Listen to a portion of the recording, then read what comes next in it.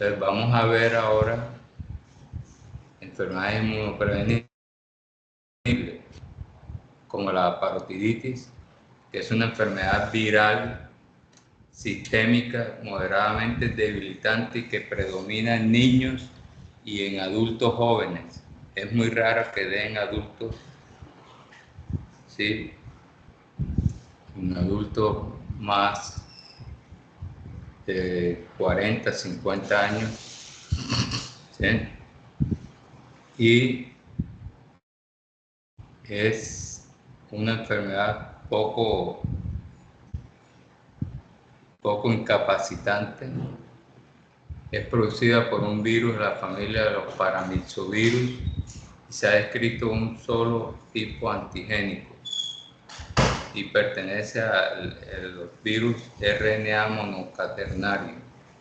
Su distribución es universal, existe esta enfermedad en todo el mundo, afecta por igual a ambos sexos. ¿Y por qué aparece eso? Porque antes se pensaba que era más frecuente en varones que en las niñas, porque los varones consultaban más por la complicación que es la epididimitis y la orquitis.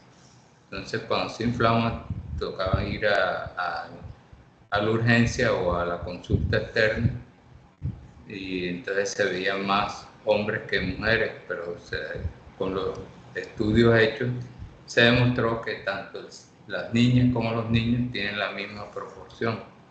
Generalmente son menores de 15 años. Su transmisión se hace a través de las gotas de aerosol cuando la persona estornuda. Se queda en el medio ambiente esas secreciones orofaringeas por contaminación, saliva contaminada que toca los fomites, son los vasos, cucharas, tenedores, ¿sí? Entonces lo mejor cuando uno tiene un caso de esto es usar unas vajillas desechables, todo desechable para que no tenga que lavar.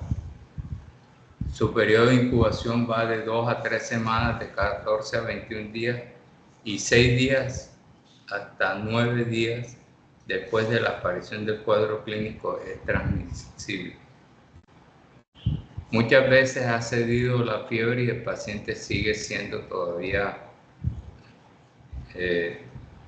infectando a las personas. ¿Cuál es la patogénesis de esta enfermedad? El virus accede por boca o nariz, llega a la región ganglionar, ¿sí?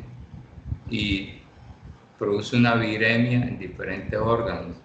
O sea, la parótida está cargada de virus, de esta enfermedad, de virus de la parotiditis. Entonces empieza a liberarse hacia todo por vía hematógena, se siembra en distintos órganos, en el vaso, en el hígado, en riñones, ¿sí? En las parótidas y en las submaxilares también puede presentarse. La respuesta inmune está mediada por antígenos A, M y G, ¿sí? Los títulos que se detectan precozmente son los anti-S y que van a desaparecer a los 2 años más o menos. Los anti-B, títulos más altos al mes, disminuyen durante 2 años siguientes.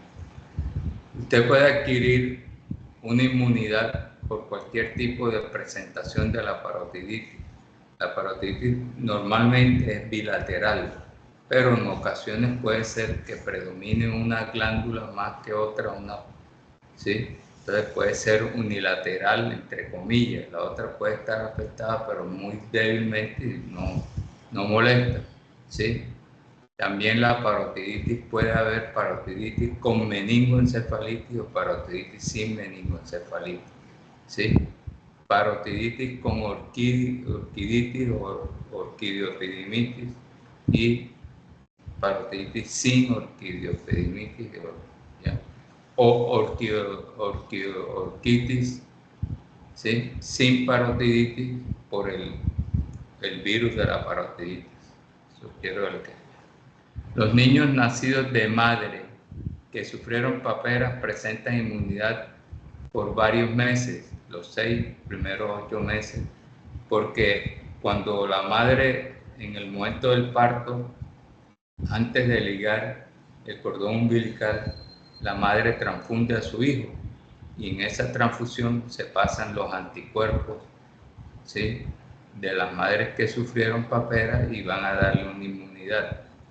Recuerden que esta enfermedad se previene con una vacuna que se llama triple viral, que es rubeola, papera y sarampión, que se pone entre el año, 12 meses y 15 meses, un refuerzo entre los 7 y 10, 12 años, que es importante sobre todo en las adolescentes que no han tenido vida sexual y que pueden quedar embarazadas.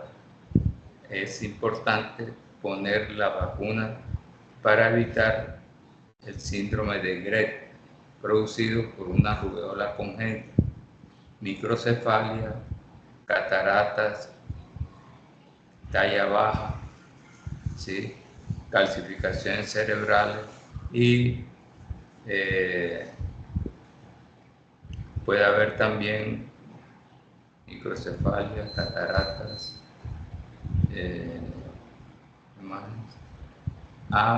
enfermedad cardíaca congénita del corazón por el virus.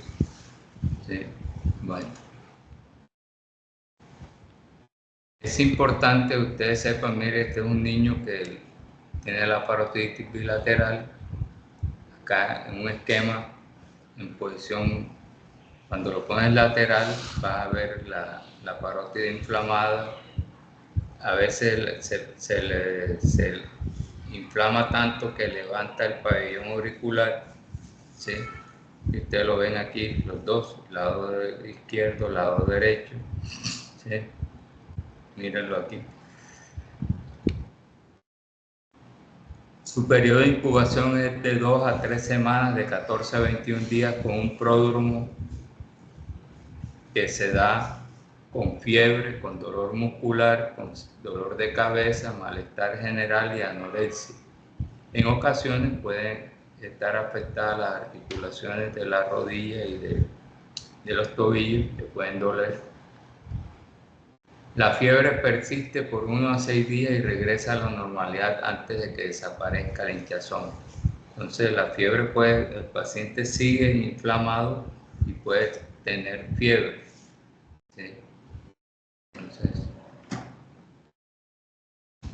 en ocasiones, además de tener la parótida inflamada, hay la aparición de un exantema maculopapular, rara vez urticariforme.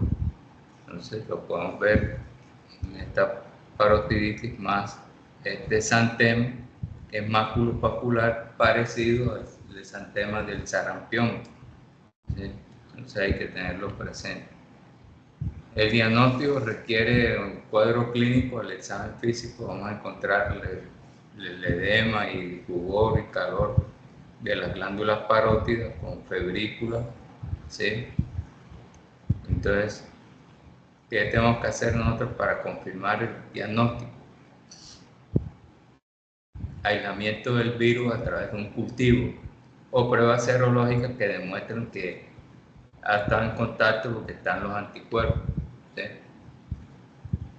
El cuadro clínico es compatible con parotiditis. Si hay una parotiditis con una meningoencefalitis, hay signos de meningitis, o sea, vómitos en proyectil, irritabilidad, fontanelas tensas, vía bombada, ¿sí? Eso nos va a hacer sospechar el signo de Kern y Brusicki, que van a estar positivos,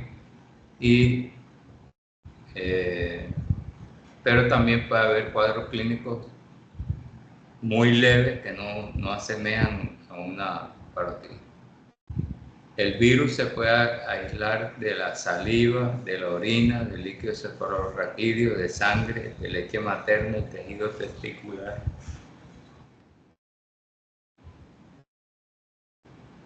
El examen, usted solicita un hemograma y lo que le va a mostrar el hemograma es una leucopenia, o sea, una disminución de los leucocitos con una linfocitosis relativa, que eso es típico de todos los virus. La amilasa ya sí es algo más específico porque el virus de la parotiditis puede inflamar la glándula, ¿sí?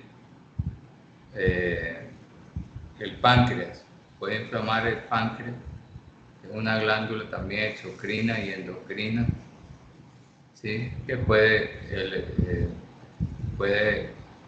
elevar la amilasa, la sustancia que produce un páncreas, sobre todo a finales de la segunda e inicio de la tercera semana.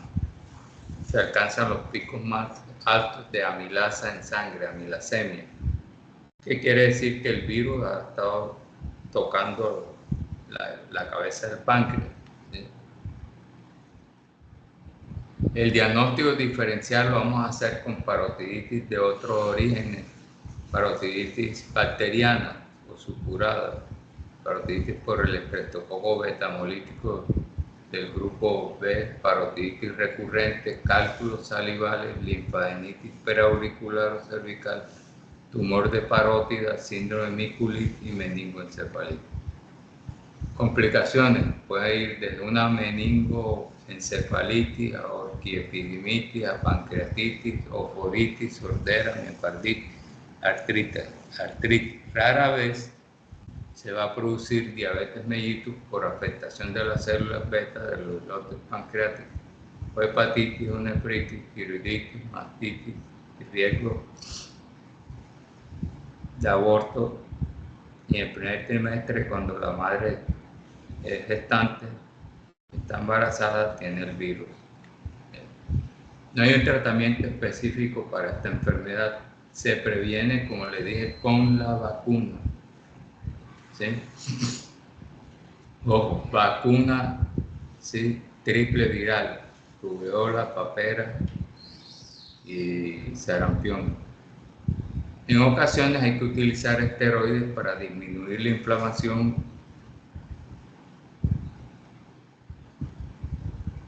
y el dolor que produce la artritis en estos casos. La artralgia, la artritis. Tiene buen pronóstico para la fiebre. El mejor medicamento en estos casos es acetaminofén, a dosis de 15 a 20 miligramos por kilo dosis, o de 40 a 60 miligramos por kilo día, dividido en 4 tomas. La inmunización que ya les dije, ¿sí? Y a quien le da parotiditis queda inmunizado. Otra enfermedad que es frecuente en la consulta externa de los pacientes pediátricos es la hepatitis. La hepatitis normalmente la podemos dividir en hepatitis infecciosa o A y hepatitis sanguínea o hepatitis, ¿sí? Industrial, también le llaman algunos, de países ricos, ¿sí? Que es la hepatitis B, ¿sí? La hepatitis A es causada por un hepatovirus de la familia de los picornavirus de transmisión fecal oral. O sea, su alimento está contaminado con materia fecal, usted se lo come y ahí puede. Cuando hay brotes epidémicos, puede ser que la toma de agua de ese acueducto, de esa región, pueblo o municipio, esté contaminada con el virus de la hepatitis A, ¿sí? También puede haber una transmisión durante la gestación si la madre la sufre 2 semanas antes del parto. El virus de la hepatitis B es un hepanavirus tipo 1, no es un virus citopático y da inmunidad mediada por citotoxicidad. Endémico en países industrializados, mientras que la hepatitis A es de países subdesarrollados, pobres, ¿sí? Su periodo de incubación de la hepatitis B es de 45 a 160 días y su transmisión parenteral es más corta que oral fecal. El riesgo aumenta si la madre es positiva para los anticuerpos S y anticuerpo E capsular. Las fases clínicas de esta enfermedad, tanto para la hepatitis A como la hepatitis B, usted no puede diferenciar por clínica hepatitis A y hepatitis B. La evolución pudiera decirle uno si está evolucionando favorablemente de que es una hepatitis infecciosa tipo A, ¿sí? Que es una evolución torpe, entonces uno debe sospechar que es una hepatitis B, ¿sí? Un alto porcentaje de niños pasan desapercibidos y tuvieron hepatitis A o hepatitis B y no nos dimos cuenta porque no hizo una ictericia muy intensa, no hizo las mucosas de los ojos, de las conjuntivas, no se vieron tan ictéricas, ¿sí? Entonces puede pasar desapercibido. O sea, es una hepatitis que llaman hepatitis anictérica, o sea, no hay ictericia como tal, o no se nota clínicamente, pero sí puede haber la ictericia. Entonces, en la fase preictérica, que es la fase inicial ¿sí? O la fase que va a iniciar el cuadro clínico, esa fase se caracteriza porque el niño tiene febrícula, dolor abdominal, diarrea, vómito, ¿sí? Y puede haber artralgia y mialgia.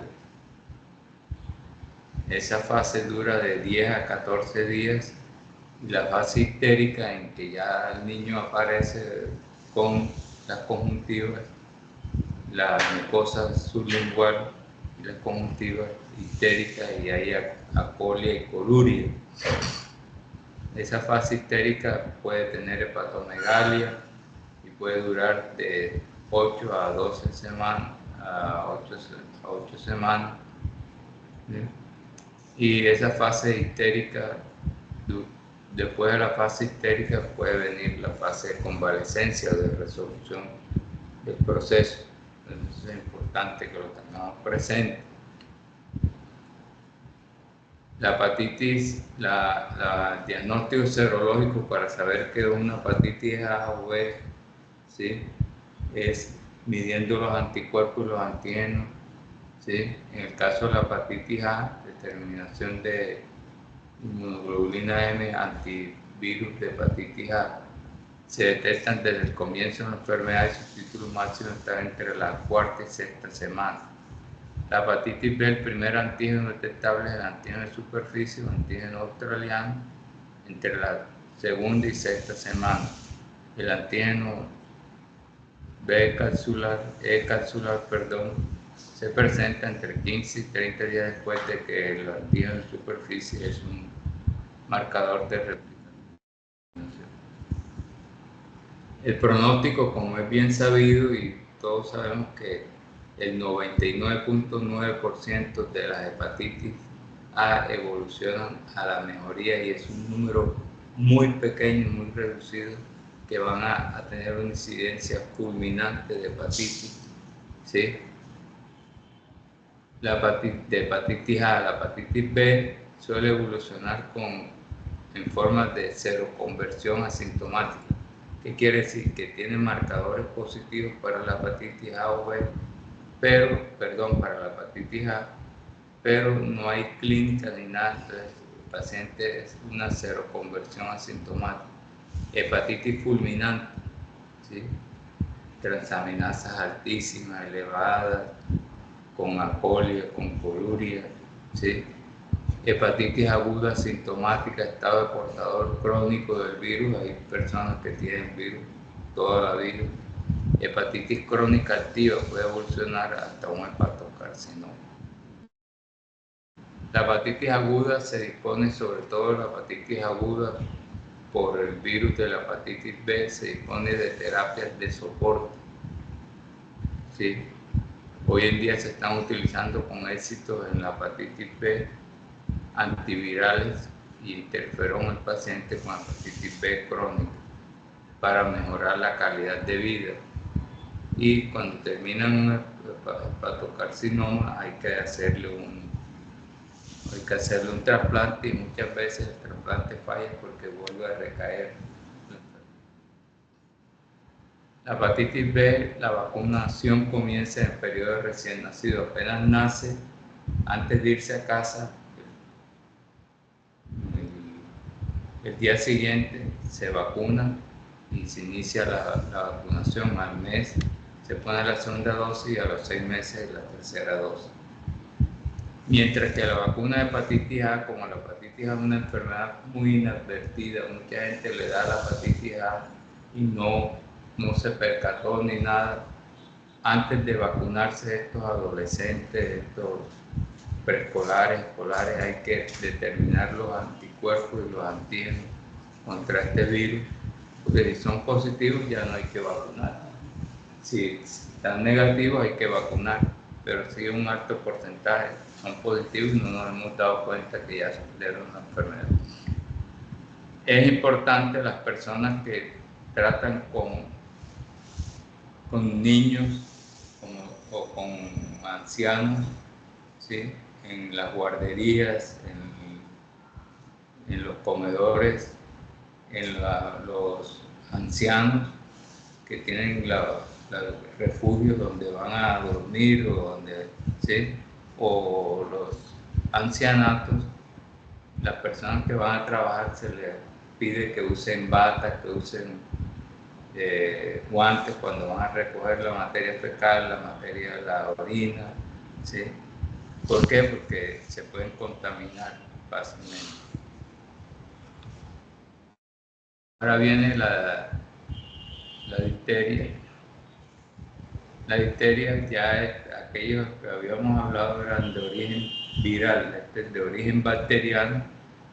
El agente etiológico de la bacteria es el Corynebacterium difteriae, que se aloja muy bien en la mucosa del tracto respiratorio, en la piel de los genitales, del canal auditivo externo y del esófago.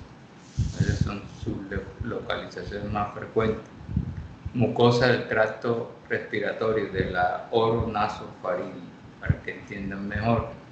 La mucosa del tracto respiratorio, la piel de genitales, del canal auditivo externo y del esófago.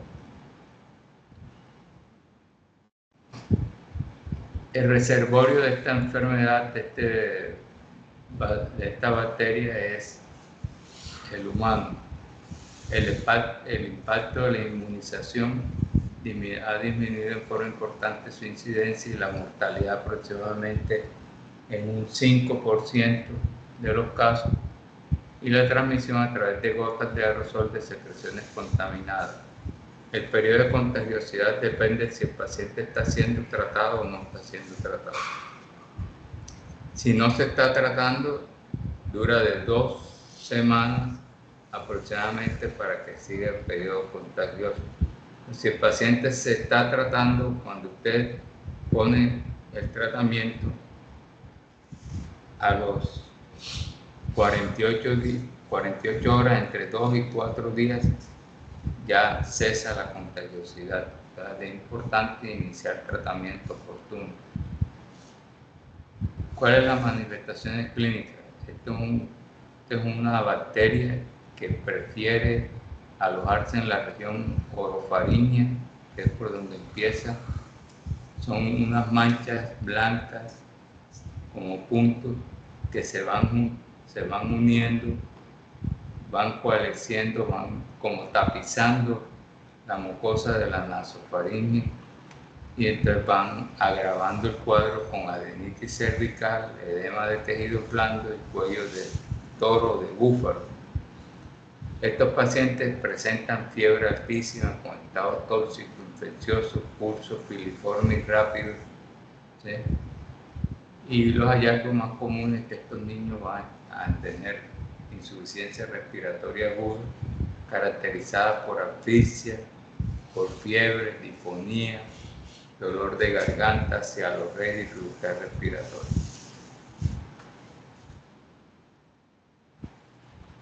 El diagnóstico, ¿sí? aislar la bacteria. Lo más importante, diagnóstico diferencial con amigdalitis estreptocócica del grupo A, mononucleosis infecciosa. Hacemos la diferenciación porque la mononucleosis infecciosa da una faringitis de tipo membranoso con fiebre, que puede haber una hepatosplenomegalia muy leve, pero puede existir, ¿sí? La angina de Vince, la amigdalectomía, cicatrices, ¿sí? Y la estomatitis herpes. Bueno, complicaciones. La complicación más frecuente es la miocarditis, ¿sí? Que lleva a la muerte, porque el paciente, cuando se le inflama el músculo del corazón, ya no se puede contraer del dolor, entonces se muere el paciente. Entonces, de las complicaciones más frecuentes es la obstrucción respiratoria, que puede llevar a telestasia en estos pacientes, a la muerte. La miocarditis es la causa más frecuente de muerte en estos pacientes, con parálisis de los nervios craneales 12, ¿sí? Que va el glosofaringeo y el hipogastrio, se van a paralizar muchos de ellos. El tratamiento consiste en matar la bacteria, ¿sí? Con penicilina cristalina para que no siga liberando la toxina. Entonces, la dosis de penicilina es de 100.000 unidades por kilo día, ¿sí? Para ponerla cada 6 horas previo a prueba de sensibilidad. Si el paciente es alérgico, entonces ya habrá que darle un medicamento para eso. Y nosotros matamos la bacteria, pero tenemos que neutralizar la antitoxina, que es la que va a producir el daño. La antitoxina se va a emplear entre 20.000 y 40.000 unidades cuando la difteria está localizada en la faringe, o sea, está ahí in situ. Entonces, no necesita muchas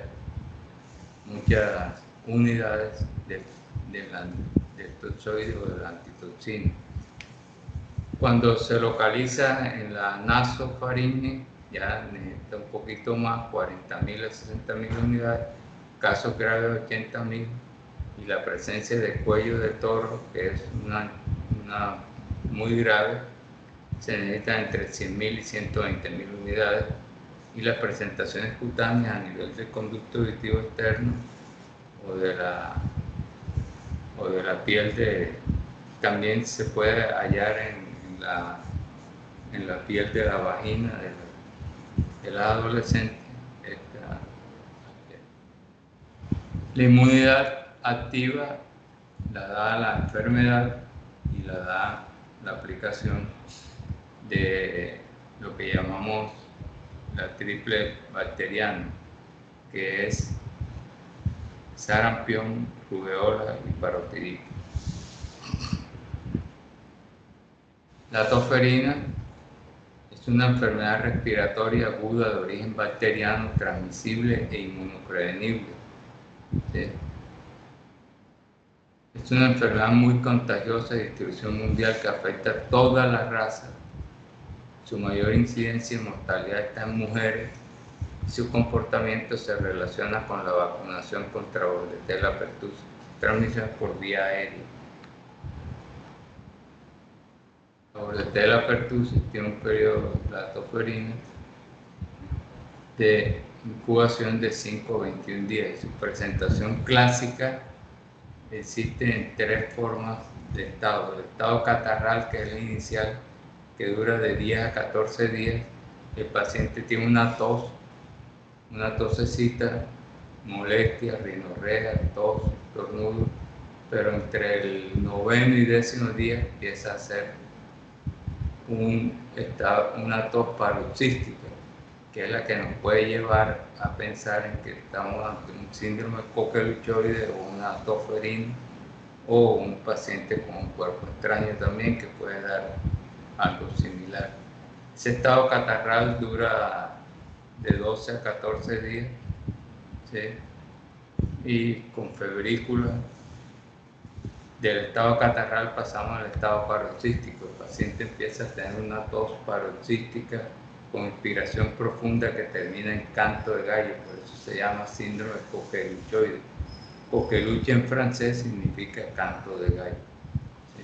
Entonces, eso es importante en la semiología. Y la complicación más frecuente que tiene la toferina es la neumonía y después la atelectasia. Otras complicaciones suelen ser por la tos intensa y paroxística que tienen estos pacientes, pueden llevar a hipoxia severa, que pueden llevar a convulsiones y a microhemorragias de las conjuntivas.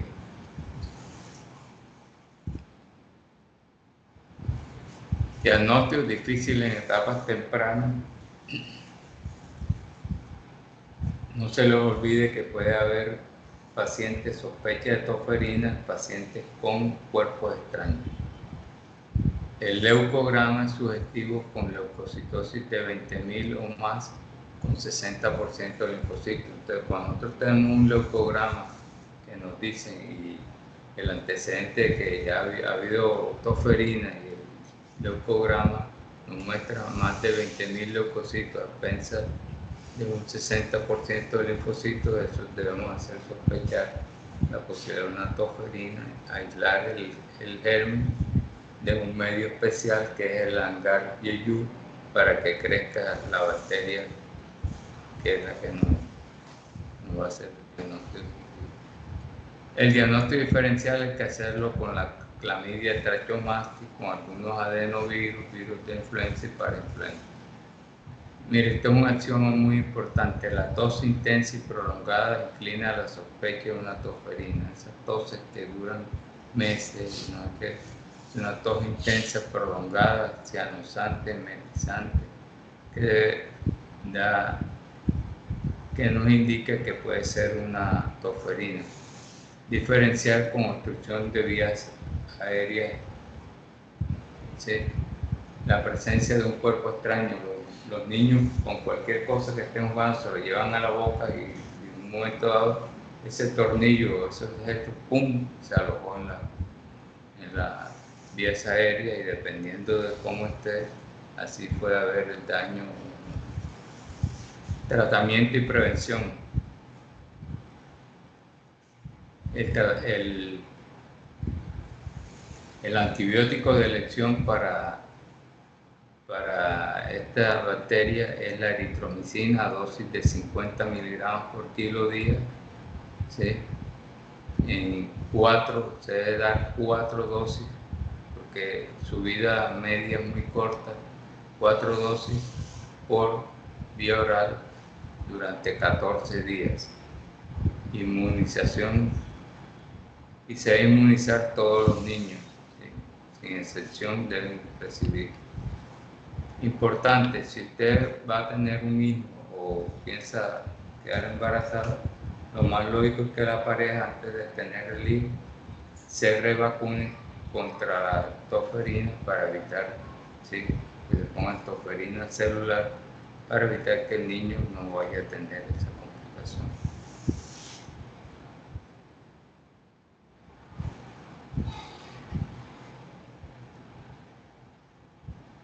Ahora viene la poliomielitis, otra enfermedad de origen viral, infecciosa, producida por virus neurotrópicos que inicialmente invaden el tracto gastrointestinal y respiratorio y que subsecuentemente se propagan al sistema nervioso central por vía hematógena.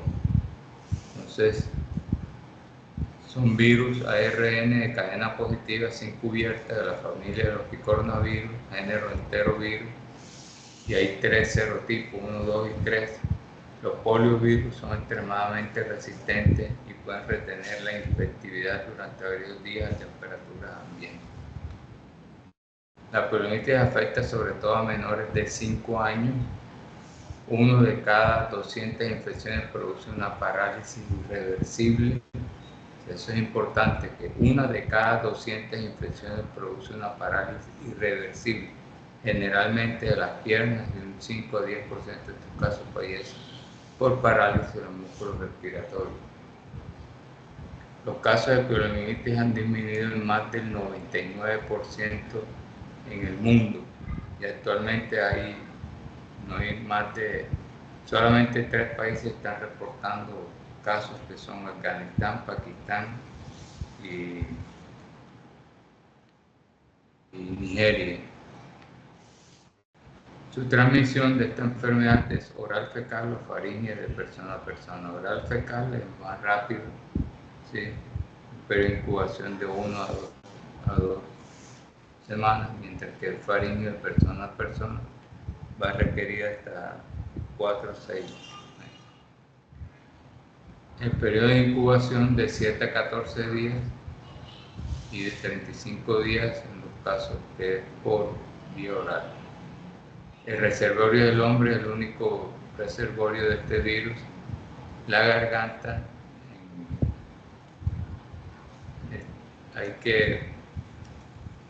la transmisión a través de garganta es de 6 días y a través del intestino entre 4 a 6 semanas. La poliomielitis es una enfermedad aguda, febril, caracterizada por meningitis aséptica y debilidad o parálisis de una o más extremidades.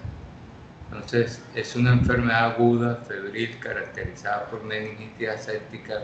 Aséptica quiere decir que no tiene pus. Tiene el germen que la produce, pero ustedes no van a aislar nada ahí, que va a producir una parálisis de una o más extremidades. Las manifestaciones de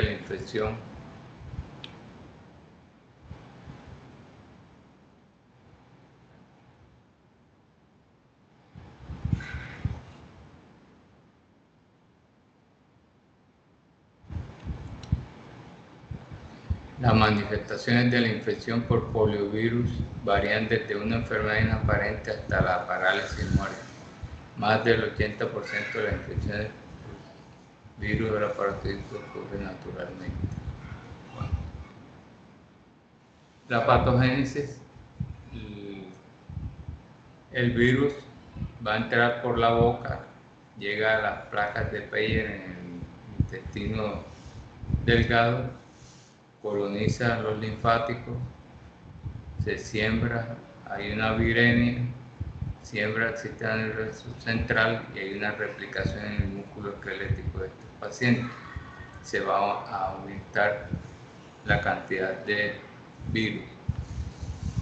Las manifestaciones clínicas van desde una infección inaparente, que es el 90-95% de los casos, a una poliomielitis abortiva, una poliomielitis paralítica o una poliomielitis no paralítica.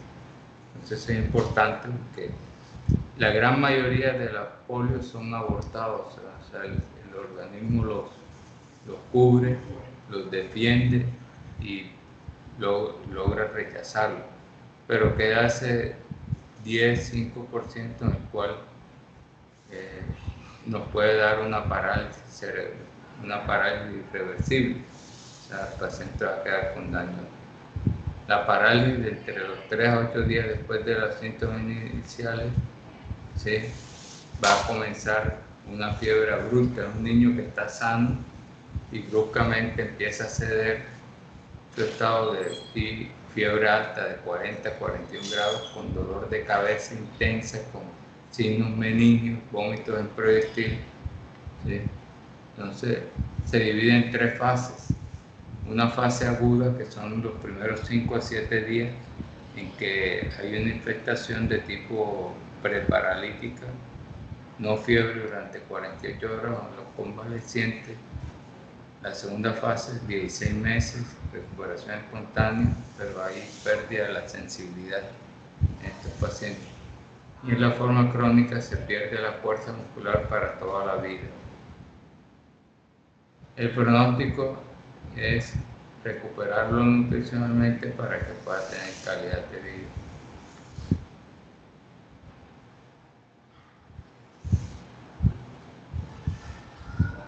Para la poliomielitis no hay ningún tratamiento específico para esta enfermedad. Esta enfermedad hay que evitar que se deformen las partes esqueléticas, ya que va a producir hipotonía, ¿sí? Y el tratamiento ortopédico y de rehabilitación va a ser prolongado. Todas las inyecciones intramusculares y procedimientos quirúrgicos están contraindicados en la primera semana. Esto es cómo vamos a prevenir esa parotiditis. Hay la vacuna oral contra la poliomielitis, vacuna oral contra el polio, vacuna oral contra polio o poliomielitis. Se administran gotas, contiene virus debilitantes de los 3 tipos de serotipo. ¿Sí?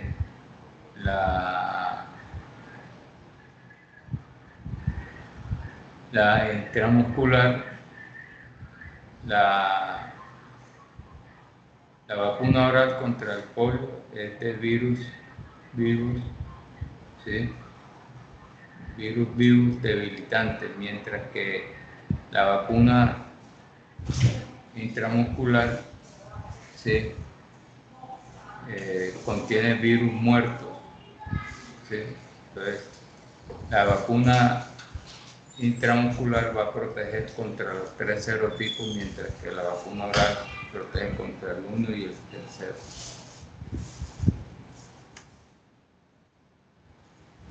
Y por último vamos a ver el tétano. El tétano es una enfermedad que la podemos prevenir en la vacuna de la difteria, tétano y tosferina, DPT, difteria, tétano y tosferina.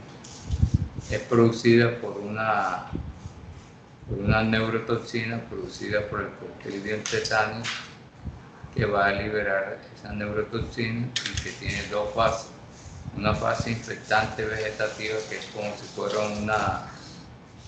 una raqueta de tenis de mesa, y las esporas, que es la forma de resistencia. Las esporas pueden durar hasta 40 años en el medio ambiente con la efectividad de la bacteria, y que cuando lleguen los momentos de una herida, alguna cosa, pum, ellas salen y producen lo que vamos a ver ahora. Las esporas de la bacteria Clostridium tetani viven en el suelo y se encuentran en todo el mundo. O sea, en su forma de espora, la Clostridium tetani puede permanecer inactiva en el suelo, pero puede seguir siendo infectante por más de 40 años. O sea que a temperatura, ¿sí? O sea, la tetanospasmina es una proteasa endógena en forma de esteroidímeras de cadenas ligeras que bloquea la liberación de neurotransmisores como el GABA. Al bloquearlo van a producir los espasmos, ¿sí? Eso es lo más característico de esta sustancia, que es la que produce el daño. Otra cosa importante, la enfermedad, ustedes ven que el sarampión, rubéola, papera, usted le dio y ya quedó inmunizado, pero el tétano no da inmunidad porque no activa el sistema de inmunidad, y usted no queda la memoria para todas estas cosas. Es una enfermedad de distribución endémica y la forma más común es la neonatal, que debiera de haber, ya no debe presentarse en ningún caso en el mundo, porque tenemos la vacuna, y estas mujeres gestantes deben de ponerse sus 2 dosis en el primer trimestre, en el segundo trimestre, para evitar que cuando nazcan tengan esa posibilidad. Estas cifras son altas, pero ya el último informe dice que entre 180 y 200.000 niños mueren en el año de madres no inmunizadas. Se gasta mucha plata en guerra, en cosas que sí, y no nos gastamos en recursos para prevenir esta enfermedad. La puerta de entrada en el recién nacido es el cordón umbilical, pero en el adulto, el adolescente, el niño, pueden ser 65%, pueden ser provenientes de heridas cutáneas, mucosas y poco valoradas. Va el niño o el adolescente o el adulto, que sea, y según paseo, y se fueron para la playa, o se fueron por una finca, y hace puya alguno y nadie le prestó atención, nada. Y después de 3 meses puede aparecer el tétano. La entrada fue esta herida poco valorada que no fue limpiada adecuadamente, ¿sí? También cuando hay quemaduras de segundo y tercer grado que son del 30-40%, la forma como apagan las quemaduras en muchas regiones, tiran tierra, y la tierra va a ser peor, ¿ya? Porque se va a contaminar. Las cirugías extensas, esas cirugías, yo tengo el caso de una mamá de un niño diabético que tuvo 2 veces tétano, y el hijo tuvo un tétano una vez. Ya están vacunados, gracias a Dios. Las cirugías extensas, los politraumatismos y heridas del cordón umbilical son las causas. La espora germina, se multiplica y sintetiza tétanospasmina. ¿Qué es lo que pasa? En la herida entra la espora encuentra que es su lugar óptimo porque es anaeróbico, no tiene oxígeno. Entonces, ¿qué va a hacer? Se va a fijar esa tétanospasmina al nervio motor, a la neurona, pasa al citoplasma, abandona la motoneurona y va a impedir la liberación del GABA y la glicina. Cuando esto se da, se produce una hiperactividad en pacientes con opitótonos ¿sí? Miren ese niño, ¿sí? El tétano puede ser generalizado, localizado y cefálico. En un periodo de incubación de 2 a 14 días puede prolongarse por meses. Hay un tétano localizado que es muy difícil, ¿sí?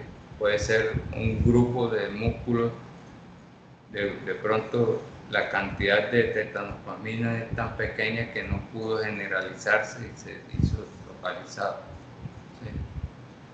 El tétano cefálico, que es muy frecuente en los pacientes que tienen los accesos de la región maxilar, ¿sí? Entonces va a producir.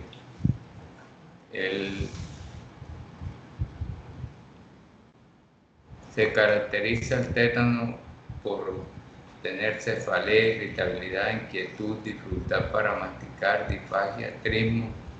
Miren, este niño tiene la boca, se llama signo de la boca de carpa. La carpa es un pescado como una mojarra, más o menos, para que tengan idea, que está en el río Amazonas. Entonces los maceteros de este niño están contraídos, entonces no puede masticar, no puede succionar. Los opitótomos y los trismos, miren.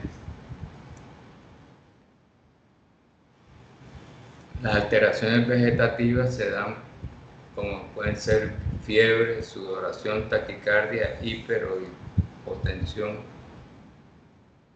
El tétano neonatal, luego de 3 a 12 días de nacido, el niño empieza a tener dificultad progresiva para alimentarse.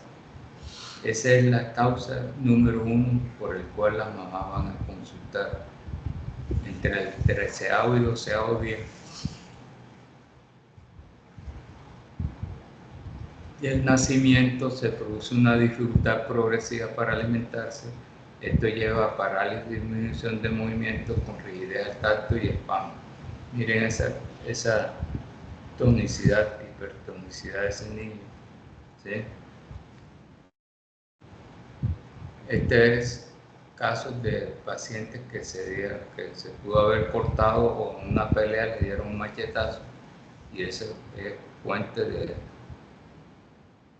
El diagnóstico diferencial del tétano, sí, hay que hacerlo con meningitis, encefalitis, abdomen agudo, entidades causantes de trismos con accesos alveolares, de los alveolos de las muelas, de los dientes, colmillos, se puede ocasionar ahí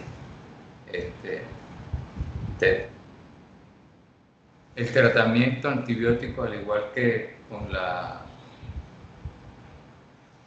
toferina, hay que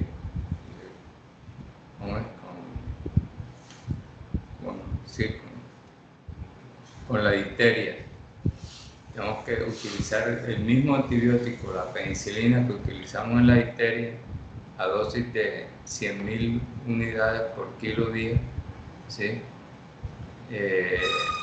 En cuatro dosis cada 6 horas por 10 días previa prueba de sensibilidad. Y se le puede agregar metronidazol, que es un buen antibiótico, ¿sí?, para las causas anaeróbicas. La dosis va de 30 miligramos por kilo día en 4 dosis, ¿sí? En caso de que haya alergia, tenemos que ver la eritromicina o la clindamicina como alternativa. Hay que utilizar un antiespasmódico como el diazepam, que es una benzodiazepina agonista del GABA, que es el fármaco de elección, pero que produce mucha depresión respiratoria y neurológica, por lo que hoy se ensayan otras benzodiazepinas que no tienen este problema, como lorazepam o midazolam.